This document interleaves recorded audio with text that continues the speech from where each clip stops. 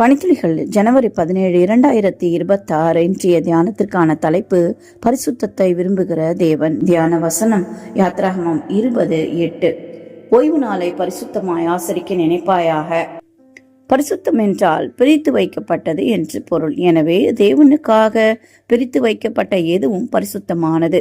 தேவன் 7ஆம் நாளை ஆசீர்வதித்து அதை பரிசுத்தமாக்கினார் என்று ஆதியாகமம் 2:3 சொல்லுகிறது. அதாவது படைப்பின் ஆரம்பத்திலேயே 7ஆம் நாள் தேவனுக்காக பிரித்து வைக்கப்பட்டது. ஓய்வு நாளை பரிசுத்தமாக ஆசரித்தல் என்றால் வேலை செய்யாமல் இருப்பது மட்டுமல்ல, தேவனுடன் நேரம் செலவிடுவதையும் குறிக்கிறது.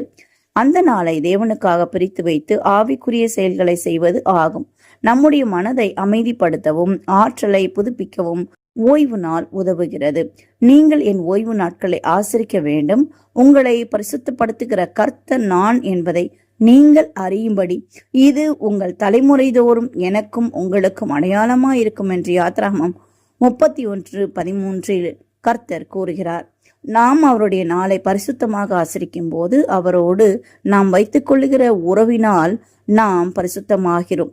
தேவனே தமது பிள்ளைகளை பிரித்தெடுத்து மாற்றுகிறவர் என்பதை ஓய்வு நாள் காட்டுகிறது. போஜனா என்ற சிறுவன் மாசிடோனியாவை சேர்ந்தவன். அவன் பள்ளியில் மாணவர்கள் அதிகமாக இருந்ததால அவனுக்கு பிற்பகல் நேரத்தில் வகுப்பு நடக்கும். எல்லாம் நன்றாக இருந்தது. ஆனால் குளிர்காலத்தில் ஒரு பிரச்சனை வந்தது. அந்த நாட்களில் சூரியன் சீக்கிரமாய் மறைந்துவிடும். வெள்ளிக்கிழமைகளில் சூரியன் மறையும் முன் வீட்டிற்கு சென்றுவிட வேண்டும் என்று போஜனா விரும்பினான். அவன் தாய் ஆசிரியையிடம், வெள்ளிக்கிழமைகளில் சிறிது முன்பாக அவனை விடுங்கள், சூரியன் மறையும் முன் வீட்டிற்கு வரட்டும் என்று கேட்டு பார்த்தார்.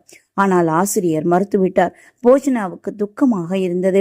அவன் இயேசுவுடன் ஓய்வு நாளை ஆரம்பிக்க வேண்டும் என்று விரும்பினான்.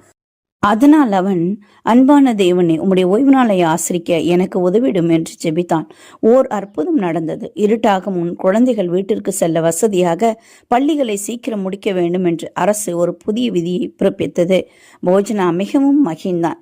ஓய்வு நாளின் துவக்க நேரத்தையும் பரிசுத்தமாக ஆசரிக்க முடிந்தது. ஓய்வு நாளை பரிசுத்தமாகவும் மனமகிழ்ச்சியாகவும் ஆசரிக்கிறவர்களுக்கு தேவன் மனமகிழ்ச்சியை தருவார் என்கிற வாக்குத்தத்தம் இந்த கற்பனையில் இருக்கிறது. ஓய்வு நாளின் நேரம் முழுவதையும் பரிசுத்தமாய் ஆசரிப்போம். தேவன் நம்மை ஆசீர்வதிப்பார். இந்த நாள் உங்களுக்கு இனிய நாளாயிருக்கட்டும். யாவருக்கும் ஓய்வு நாள் நல்வாழ்த்துக்கள்.